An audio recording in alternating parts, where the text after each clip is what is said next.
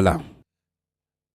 Avant que la parole de Dieu n'ait un impact dans votre vie, vous devez d'abord la comprendre. Et après l'avoir comprise, vous devez l'accepter. Et quand vous l'aurez acceptée, faites ce qu'elle dit.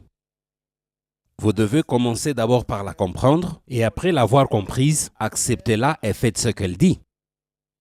Comprendre, accepter et mettre en pratique. Dites à votre voisin.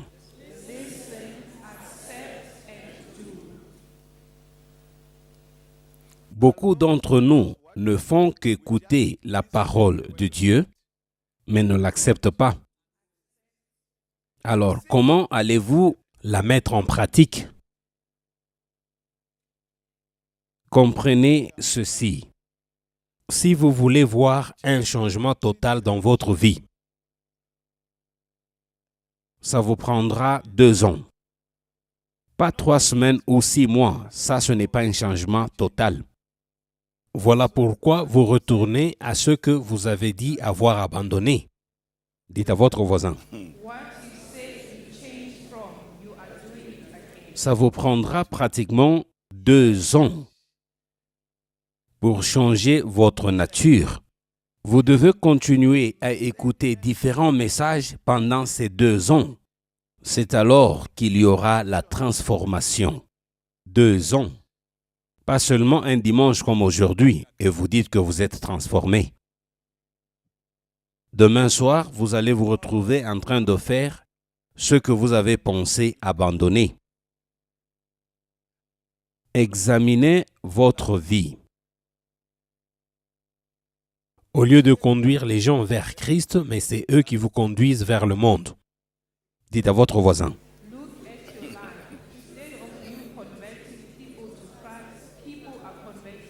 Merci beaucoup, vous pouvez vous asseoir.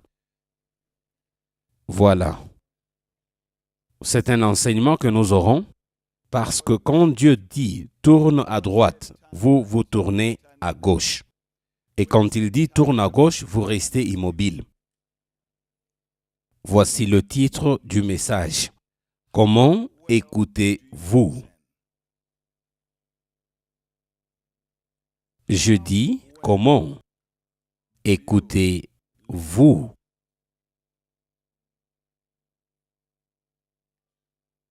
La majorité d'entre nous n'écoutent pas bien. Voilà pourquoi ils se retrouvent dans une situation compliquée où ils ont un problème. Ce n'est pas qu'ils n'étaient pas prévenus, mais ils n'avaient pas seulement bien écouté. Ils avaient manipulé ce qu'ils avaient entendu à leur avantage. Vous avez manipulé ce que vous avez entendu pour vous convenir. Vous avez répondu à votre propre prière. Dites à votre voisin. C'est ça le problème. Comment écoutez-vous? Très souvent, nous bénéficions de la compassion de Dieu, de la gentillesse et l'amour de Dieu et des bénédictions de Dieu. Dieu, dans sa nature, n'abandonne personne. Jamais, jamais. Mais ce sont vos choix qui vous séparent de lui. Dieu, dans sa nature, n'abandonne personne. Nous allons prendre l'exemple de l'histoire de Balaam. C'est une histoire que nous avons déjà lue, mais elle a parfois été mal interprétée. Balaam, le prophète Balaam.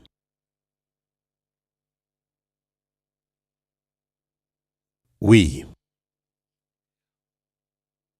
Quand la nation juive était au point de traverser le Jourdain, près de Jéricho, Balak, le roi Balak, qui était le roi des Moabites, était plein de jalousie et de haine envers les Juifs. Vous savez, quand vous avez la jalousie ou la haine envers quelqu'un, vous ne réfléchissez pas bien. Vous comprenez? Quand vous avez la jalousie et la haine envers quelqu'un, même si vous connaissez son nom, vous allez dire celui-là. Je vous dis la vérité. Dites cela à votre voisin. Oui, oui, c'est ça, celui-là. Vous voulez dire cet homme. Vous voulez dire cette femme. Ça, c'est la manifestation de la jalousie et de la haine. Vous la connaissez. Pourquoi ne pas l'appeler par son nom? Cela montre que vous ne réfléchissez plus correctement. Alors, qu'est-ce que le roi Balak avait fait? Il avait envoyé des messagers auprès de Balaam afin de l'inviter à venir. Qu'il vienne maudire les Juifs parce qu'il était prophète. C'est ce qui se passe quand vous haïssez les gens. Vous ne les bénissez pas. Que faites-vous? Jusque-là, comment vous sentez-vous? Demandez à votre voisin, comment vous sentez-vous vis-à-vis de tout le monde? Les bénissez-vous ou vous les maudissez? Discutez. Voilà pourquoi j'avais dit que c'était un enseignement. Vous devez être en paix avec tout le monde.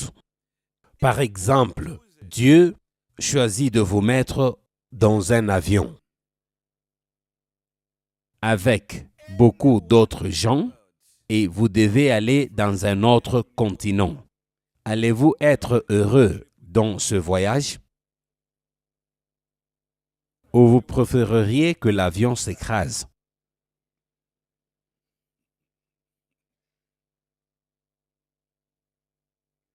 Nombre 22, verset 6. Nombre 22, verset 6. Viens, je te prie, maudis-moi ce peuple, car il est plus puissant que moi. Peut-être ainsi pourrais-je le battre et le chasserai-je du pays. Car je sais que celui que tu bénis est béni, et que celui que tu maudis est maudit. Avez-vous compris? C'est vraiment clair. Maudit ces gens. Voici un homme de Dieu, un prophète selon vous. Balaam avait répondu qu'il allait demander la permission à Dieu de maudire son peuple. Nombre 22, verset 8. Je ne sais pas quel genre d'homme de Dieu était celui-ci. Je ne sais pas quel genre de prophète était-il. Certains d'entre vous viennent de ces gens. Je vous connais. Je vous connais, n'essayez pas de prétendre. Vous disiez aussi, faites ceci à celui-là. Votre prière est très puissante. S'il vous plaît, qu'il tombe en faillite. Détruisez tout. Vous êtes un homme de Dieu. Et l'homme de Dieu dit, amenez-moi ceci et cela. N'est-ce pas? Lisez, s'il vous plaît. Nombre 22, verset 8. Balaam leur dit, passez ici la nuit, et je vous donnerai réponse d'après ce que l'Éternel me dira. Et les chefs de Moab restèrent chez Balaam. Voici la question. Comment un homme dans ses bons sens peut considérer de faire une si mauvaise chose? Comment peut-il penser à maudire quelqu'un d'autre? Quel homme dans ses bons sens peut demander la permission à Dieu de faire le mal?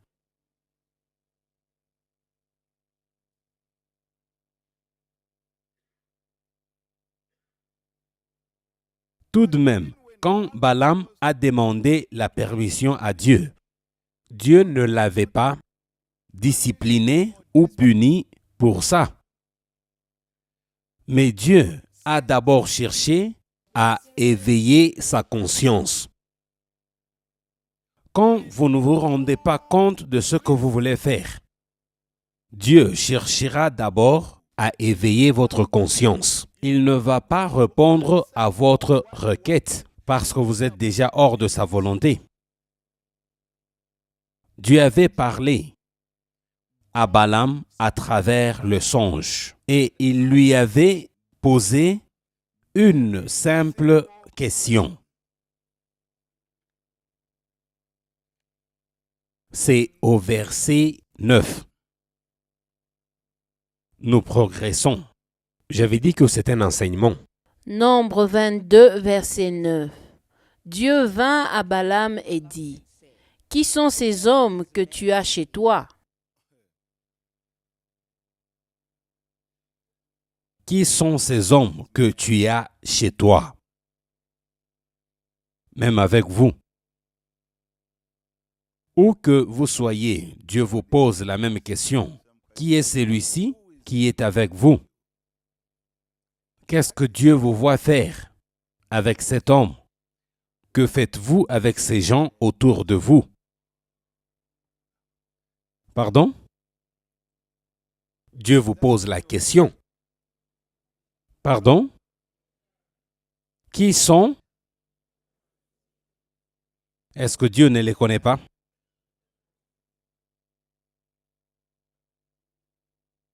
Cette question est difficile à comprendre parce que Dieu connaît tout le monde. Mais quand vous lisez la Bible minutieusement, vous allez vous rendre compte que Dieu éveille la conscience de quelqu'un en lui posant des questions. Quand Adam et Ève avaient péché, Dieu leur avait demandé, « Où êtes-vous » C'est quand ils avaient péché. Genèse 3, verset 9. Genèse 3, verset 9. L'Éternel Dieu appela l'homme et lui dit, « Où es-tu » Voilà. Avez-vous entendu? Quand Caïn avait tué son frère Abel, Dieu lui avait posé la question, « Où est ton frère Abel » Genèse 4, verset 9. Genèse 4, verset 9. L'Éternel dit à Caïn, « Où est ton frère Abel » Il répondit, « Je ne sais pas. Suis-je le gardien de mon frère » Ce sont là les questions pour vous défier. Parce que vous ne comprenez pas. Je ne sais pas où vous vous retrouvez maintenant. Mais peu importe où vous êtes, Dieu vous pose la même question. Ne prétendez pas ne pas entendre la question que Dieu vous pose. Que faites-vous avec cet homme? Que faites-vous dans cet appartement? Que faites-vous avec ces gens? Que faites-vous dans ce groupe? Que faites-vous? C'est une question personnelle, un défi personnel.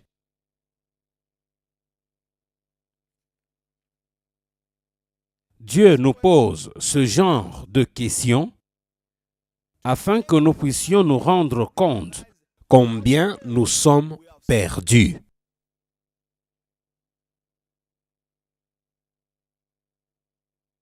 Vous êtes complètement perdu. En vous posant ce genre de questions, Dieu veut que vous puissiez vous rendre compte et que vous preniez le contrôle de votre vie. Il veut que vous puissiez faire un examen de conscience, que vous puissiez examiner votre vie avant qu'il ne soit trop tard et que vous périssiez.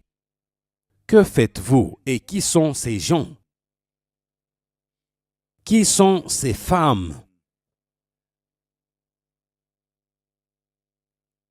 Vous êtes dans une voiture, il vous demande qui en est le propriétaire. Et vous répondez, Jonathan. Ça, ce n'est pas la vraie réponse.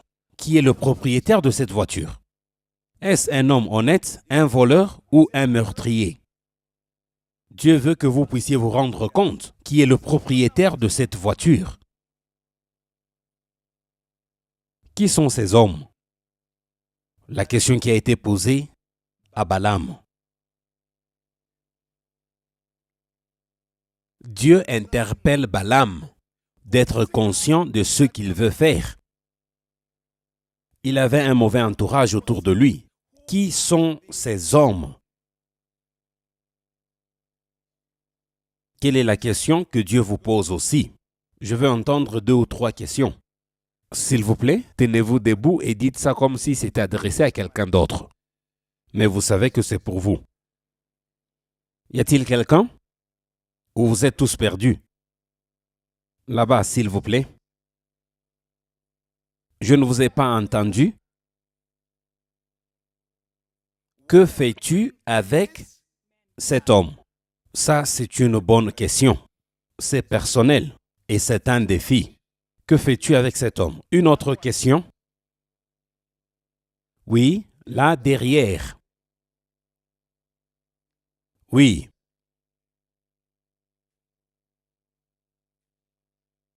Qui est cet homme que tu consultes? Qui est cet homme que tu consultes? Oui, ça c'est aussi une bonne question. Qui est cet homme que tu consultes? Une autre question? Oui, mon frère, s'il vous plaît. Qui est cet avocat? Qui est cet avocat? Dieu vous demande. Qui est cet avocat? Vraiment. Vous vous concentrez sur sa qualification, mais Dieu vous demande quoi? Merci. Quelqu'un d'autre? Même ici. Oui, ma sœur. Pourquoi seulement les femmes? On doit aussi poser aux hommes. Qui est cette femme? Oui, s'il vous plaît. J'ai entendu une voix qui me demandait pourquoi suis-je désespéré. Pourquoi êtes-vous désespéré? Parce que la manière dont vous planifiez les choses n'est pas correcte. Vous êtes désespéré. Merci beaucoup. C'était aussi une bonne question. Oui. Pourquoi suis-je toujours en train de faire le mal? Pourquoi fais-tu toujours le mal? Oui. Voilà. Oui, là au fond. Et après, nous allons continuer. C'est-à-dire que le message touche le cœur. Oui. Qu'est-ce que tu fais dans la vie? Voilà. Voyez-vous, c'est-à-dire que vos plans ne sont pas corrects. C'est ça. Vous escroquez les gens, vous ajoutez, vous soustrayez finalement. Que faites-vous avec votre vie?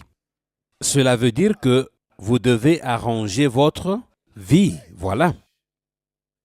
N'est-ce pas? Faites un examen de conscience. Dieu avait posé la question à Balaam. Qui sont ces hommes qui sont avec toi? Comment expliquer que vous vous êtes associé à ce genre de personnes? C'est ça la question qui avait été posée à Balaam.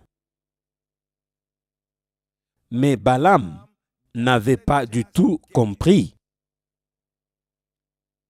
Il était seulement plein d'orgueil.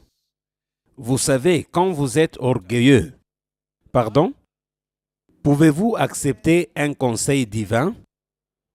Vous êtes orgueilleux. Vous pensez que vous êtes au-dessus de ce conseil.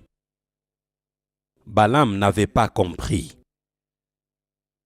Certains d'entre nous ont déjà reçu le premier avertissement.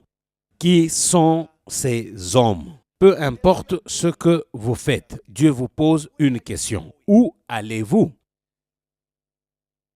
Mon frère là-bas a dit, qui est cet avocat?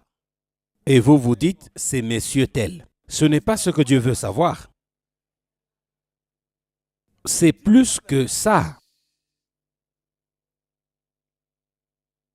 Quand vous êtes plein d'orgueil, vous n'allez pas comprendre ce que Dieu veut dire dans la question qu'il vous pose. Vous n'allez pas le comprendre.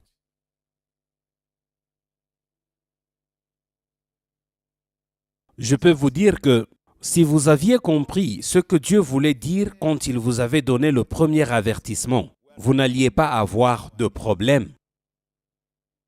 Soyez honnête.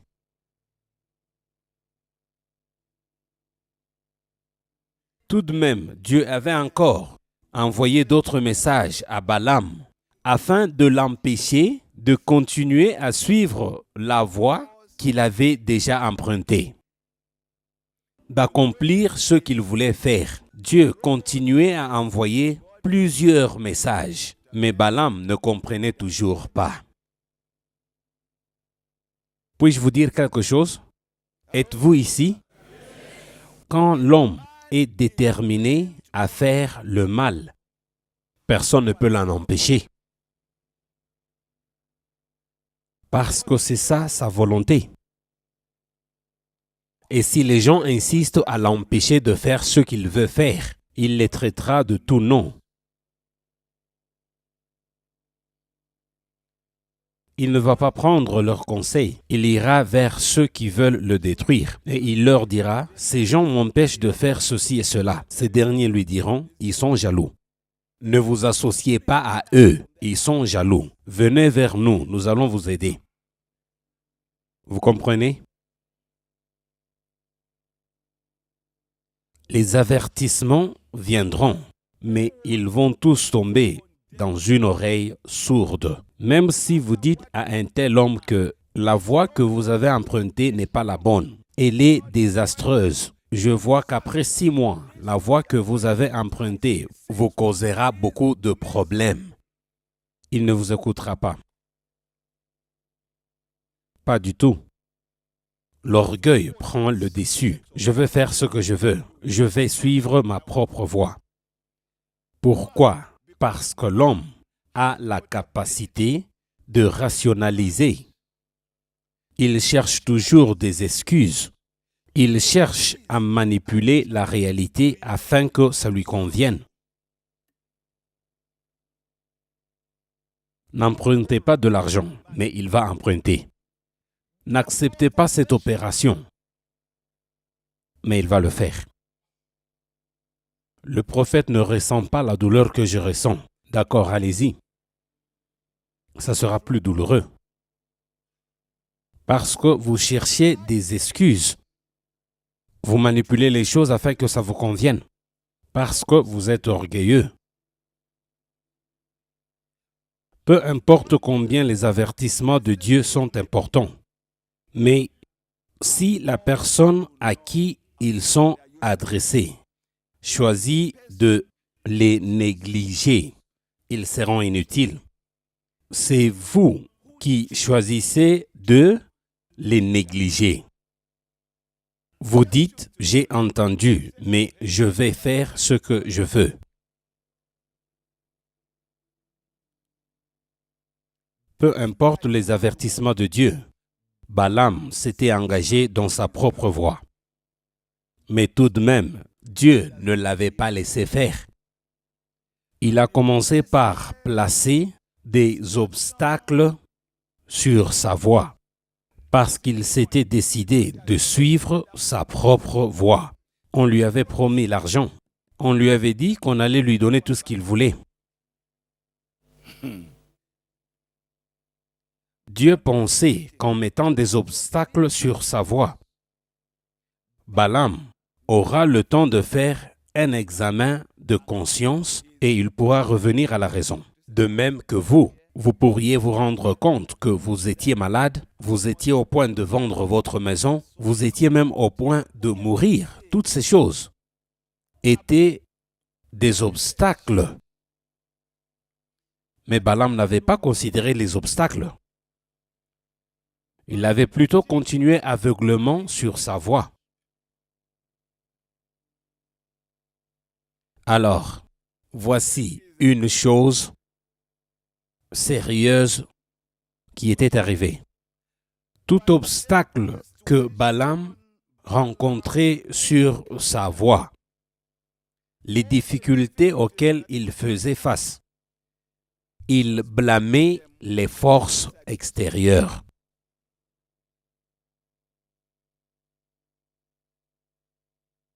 Voilà pourquoi il avait frappé l'ânesse qui le transportait, pensant que c'était elle qui était un problème. Il pensait que l'ânesse était un problème. Voilà pourquoi il l'a frappée.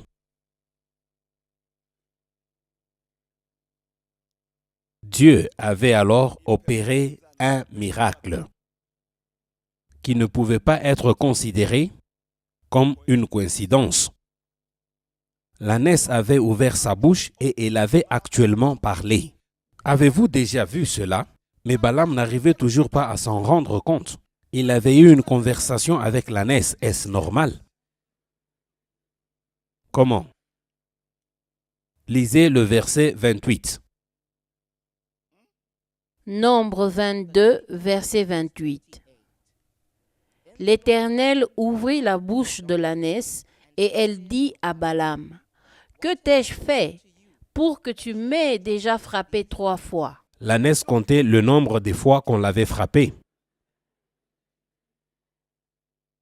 Mais Balaam ne s'en rendait pas compte. Avoir une conversation avec une ânesse doit étonner toute personne normale. Une ânesse qui commence à parler, c'est mieux de continuer à pied. L'ânesse lui avait même demandé « Que t'ai-je fait pour que tu m'aies frappé déjà 3 fois ?» Mais Balaam continuait à être têtu, déterminé et continuait à ignorer les avertissements de Dieu. Je vous pose maintenant la question. Vous qui êtes ici et ceux qui nous suivent à la télévision, vous avez été avertis. Dieu vous a parlé d'une manière ou d'une autre, mais vous ignorez tout et vous êtes déterminé à continuer dans votre voie. Voici la leçon. L'être humain est autodestructif.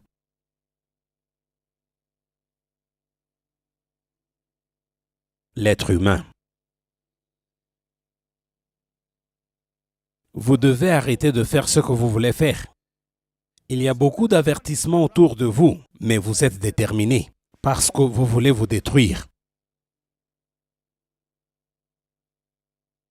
Combien sensible êtes-vous quand Dieu vous interpelle de quelque chose? Demandez à votre voisin. Encore s'il vous plaît.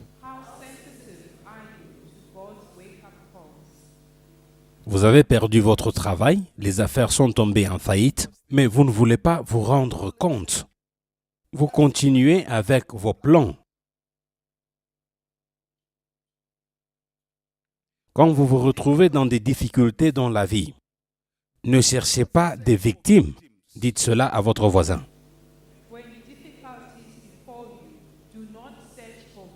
Une fois de plus.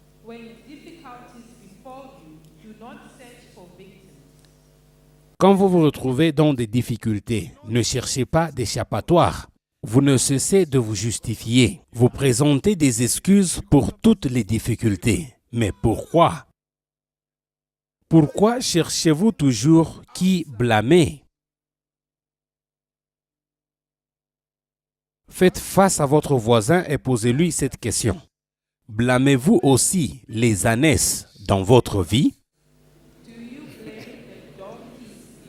Discutez.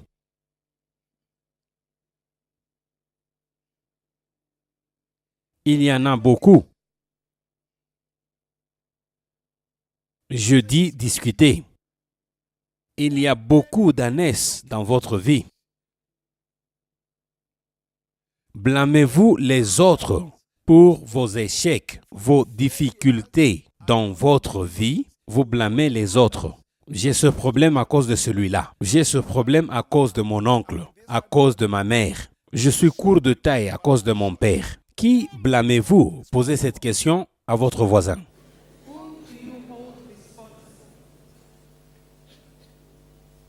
Chaque fois, vous ne faites que blâmer les autres.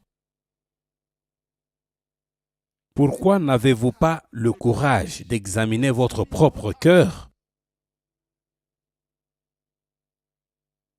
Examinez votre cœur. Vous êtes têtu. Vous voulez toujours faire les choses de votre manière. Et cela a causé beaucoup de problèmes aux gens. Il y a même ceux qui ne veulent plus rien dire. Parce que vous ne voulez pas les écouter. Examinez votre cœur. Posez-vous la question, où est-ce que je me suis égaré de la voix de Dieu? Quand est-ce que j'ai arrêté d'écouter les conseils divins? et à quel point je me suis éloigné de Dieu. Ce sont là les questions que vous devez vous poser. Soyez sincères, honnêtes, faites face à la vérité. Si ce n'est pas le cas, vous vous trompez vous-même.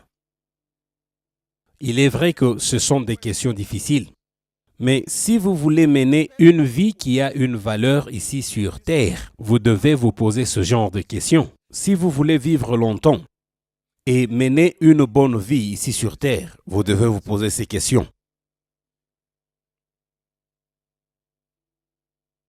Nous continuons. Comme Balaam s'était décidé d'aller avec ces gens, Dieu lui avait encore donné un autre message à travers le songe, d'aller avec ceux qui voulaient aller avec lui.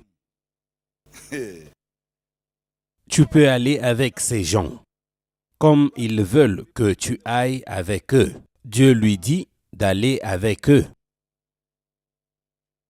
Soyez prudents quand vous insistez, parce qu'on vous donnera ce que vous demandez. Dites à votre voisin. Parce que c'est ça votre volonté, c'est ce que vous voulez. Vous vous êtes déjà décidé. Il ne faut pas dire que Dieu avait permis. Non, c'est ce que vous vouliez. Dieu vous a donné la liberté de choix. Alors, il vous permettra de faire ce que vous voulez. Et comprenez que Dieu ne va pas s'opposer à votre propre volonté. Il ne peut pas. Il y a la vie et la mort dans votre propre volonté. Il y a les bénédictions et la malédiction dans votre propre volonté. Il y a le bien et le mal dans votre propre volonté. Vous devez choisir le bien. Vous devez choisir le bien. C'est à vous de faire le choix. Ne blâmez pas une influence extérieure. C'est ce que Dieu est en train de dire aujourd'hui. Ça fait longtemps que vous blâmez l'influence extérieure, alors que tout était à votre disposition. C'est vous qui avez fait le choix. C'est à vous de faire le choix. Vous ne pouvez pas dire que c'est à cause de celui-là, voilà pourquoi je fais ceci. Ce n'est pas vrai, c'était déjà dans votre cœur. Vous ne devez pas blâmer qui que ce soit. Vous êtes responsable de vos choix. Dites à votre voisin. Vous ne devez pas blâmer qui que ce soit.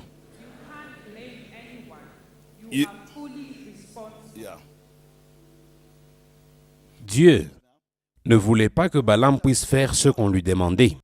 Mais quand Balaam avait insisté d'aller avec ces gens, Dieu lui avait alors permis d'aller avec eux. C'est un enseignement. Bien que Dieu lui avait permis d'aller avec eux, mais il l'avait prévenu de ne pas faire partie de leur mauvais plan. Va avec eux, mais que ta conscience et ton cœur ne soient pas avec eux. Soyez avec eux et écoute seulement ce qu'ils disent. Dieu protégeait toujours Balaam. Bien que tu pars avec eux, mais ne fais pas partie de ce qu'ils veulent faire. Ne partage pas leurs idées. Tu peux aller avec eux, mais ne partage pas leurs idées. Ne sois pas en commun accord avec eux. Tu m'as entendu? Oui, Seigneur. Il est parti. Ça n'a pas pris longtemps. Balaam était en accord avec eux. Son cœur et sa conscience étaient impliqués. Lisons encore le livre de Nombres, chapitre 22, verset 12. Nombre 22, verset 12. Dieu dit à Balaam, « Tu n'iras point avec eux, tu ne maudiras point ce peuple, car il est béni. » C'est ce que Dieu lui avait dit, « Tu n'iras point avec eux. » Et le verset 20? Verset 20. Dieu vint à Balaam pendant la nuit et lui dit, « Puisque ces hommes sont venus pour t'appeler, lève-toi, va avec eux, mais tu feras ce que je te dirai. » Au verset 12, Dieu lui avait dit, « Tu n'iras point avec eux. » Mais Balaam insistait toujours d'aller avec eux. Alors au verset 20, Dieu lui dit, tu peux alors aller avec eux.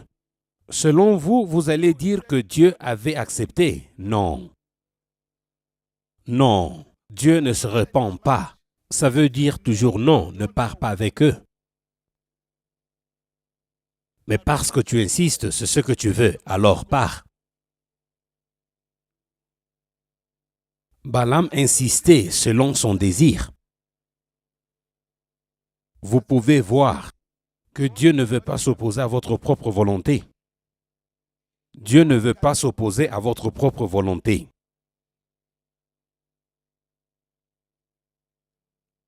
Êtes-vous là? Est-ce que vous comprenez? Que ressentez-vous dans votre cœur? Je dis dans votre cœur. Extérieurement, vous avez l'air bien. Je m'intéresse à votre cœur. Demandez à votre voisin, que ressentez-vous? Dieu a vu que Balaam était déterminé à aller avec ces gens. Alors il lui a dit d'aller, mais pas d'être de commun accord avec eux. Malgré l'instruction claire de Dieu, Balaam n'avait pas obéi Dieu. Il est allé avec ces gens et il était de commun accord avec eux. Verset 21. Une histoire triste. Nombre 22, verset 21. Balaam se leva le matin, sella son ânesse et partit avec les chefs de Moab. Voilà.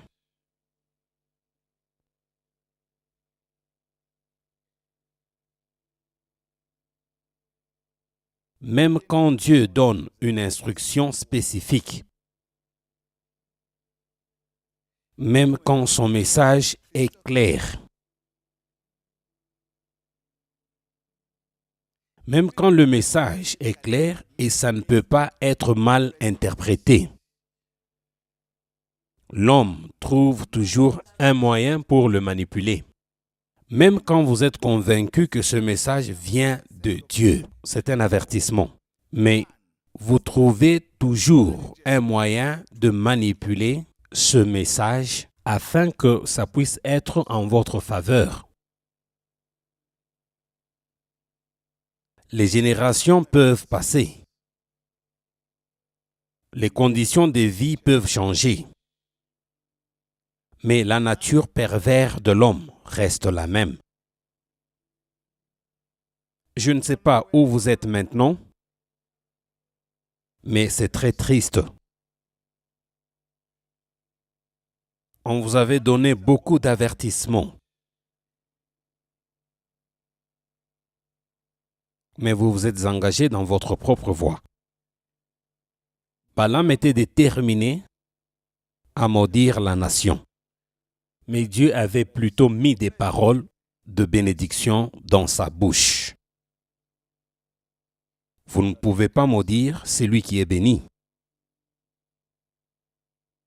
Celui que Dieu a béni, vous ne pouvez pas le maudire. Où vous retrouvez-vous? Vous voulez être connu par les gens. Vous voulez le confort, être célèbre. Vous voulez être connu. Tout avertissement que vous avez reçu, vous ne l'avez pas considéré. Comme Balaam. Mais maintenant vous blâmez les gens. Même la situation dans laquelle vous vous retrouvez maintenant, vous blâmez d'autres personnes. Mais j'aimerais vous dire que c'est de votre faute. Vous êtes responsable. Vous êtes responsable. Toutes les excuses que vous présentez ne sont pas valables devant Dieu. Elles ne peuvent rien justifier. C'est vous qui êtes détruits. Vous le savez. Ce n'était pas l'ânesse qui était un problème.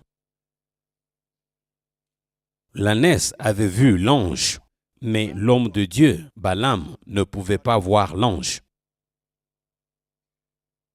L'ange de Dieu lui avait dit, si ce n'était pas à cause de l'ânesse, j'allais te tuer. L'ânesse avait pressé le pied de Balaam contre le mur et elle l'avait fait tomber. Quand tout ceci arrive, qu'est-ce que Dieu est en train de dire?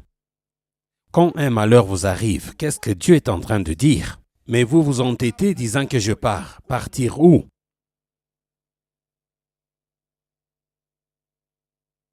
Rien ne marche. Il y a un avertissement. Mais vous vous entêtez. Mon frère, ma sœur, il y a beaucoup d'avertissements dans votre vie. Quand allez-vous les considérer et les obéir?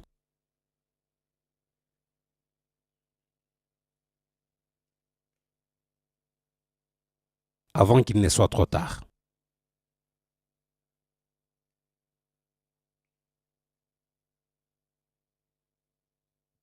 Vous ne pouvez pas être béni parce que votre vie n'est pas correcte. Il y a des irrégularités dans votre vie. Même si Dieu vous bénit, vous n'allez pas maintenir. Mais vous voulez les bénédictions, vous voulez les prophéties, vous êtes toujours pressé. Toutes ces choses viendront. Mais êtes-vous prêt pour ça? Pourquoi êtes-vous pressé d'avoir toutes ces choses? Dieu avait demandé à Balaam, qui sont ces hommes? Dieu avait demandé à Adam, où es-tu? Dieu avait demandé à Caïn, où est ton frère Abel? Dieu vous pose aussi une question aujourd'hui. C'est peut-être concernant les finances, votre vie sociale ou quoi que ce soit dans votre vie. Dieu peut vous poser n'importe quelle question et vous devez répondre.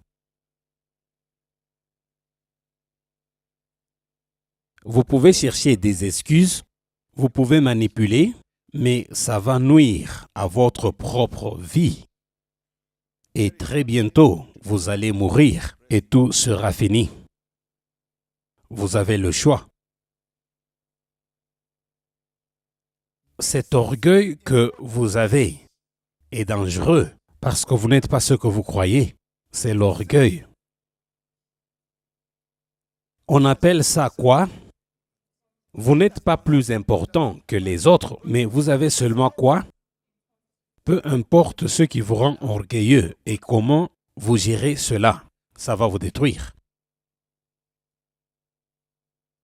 Ça vous mène à la destruction.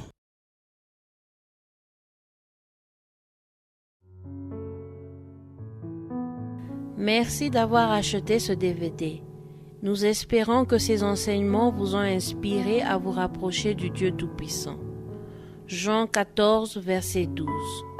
En vérité, je vous le dis, celui qui croit en moi fera aussi les œuvres que je fais, et il en fera de plus grandes, parce que je m'en vais au Père. Ceci sont les paroles que notre Seigneur et Sauveur Jésus-Christ nous a laissées. Et ici, à Impact for Christ Ministries, nous croyons en Dieu le Père Céleste, Hachem, en faisant les œuvres de Jésus-Christ. Faire les œuvres de Jésus-Christ à travers les enseignements de l'homme de Dieu, le prophète Philippe Banda, qui révèle la pensée de Dieu dans votre situation. À travers une louange et une adoration qui va vous conduire dans la présence de Dieu. Faire les œuvres de Jésus-Christ à travers notre école biblique Impact for Christ Bible Training Center, où on vous apprend à vous confronter et où vous allez apprendre à lire et à interpréter la Bible d'une manière plus profonde. Impact for Christ Ministries a plusieurs branches. En Zambie, nous avons 2 branches, une à Lusaka et une autre à Chipata. Il y a 2 autres branches dans la République démocratique du Congo, la branche de Kinshasa et la branche de Lubumbashi. Le ministère a 3 autres branches, une au Canada, une au Burundi et une autre en Namibie.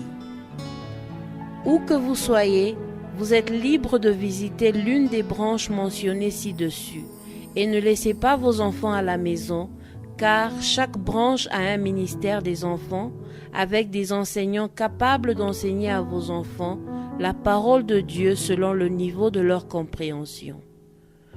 Vous pouvez nous rejoindre pour notre culte du dimanche matin qui commence à 8 heures, heure d'Afrique centrale, et notre culte du dimanche après-midi qui commence à 15 heures, heure d'Afrique centrale. La ligne de prière a lieu après le culte du dimanche matin et l'enregistrement pour la ligne de prière a lieu chaque samedi à partir de 10 heures à l'église. Nous vous prions d'apporter votre certificat médical en cas de maladie. Rejoignez-nous pour le culte du mercredi qui commence à 9 heures, heure d'Afrique centrale. Vous pouvez aussi nous rejoindre chaque dernier vendredi du mois pour la veille de prière qui commence à 21 heures. Pour plus d'enseignements, nous vous encourageons à vous brancher sur ITVN, Impact Television Network, qui est la chaîne de télévision de Impact for Christ Ministries. ITVN est disponible sur DSTV, Public Bouquet, utilisant les paramètres suivants. Pour plus d'informations, contactez-nous aux adresses suivantes. Si vous êtes hors de l'Afrique du Sud et vous êtes un visiteur international, contactez-nous au numéro suivant. Nous vous prions d'aller sur notre site internet www.impactforchristsa.com et télécharger le formulaire de visite. Envoyez-le nous après l'avoir rempli. Impact for Christ Ministries va répondre à votre requête de visite. Vous ne pouvez voyager que lorsque votre date d'arrivée a été approuvée. Impact for Christ Ministries tient à porter à votre attention qu'aucun visiteur ne sera reçu sans arrangement préalable. Shalom.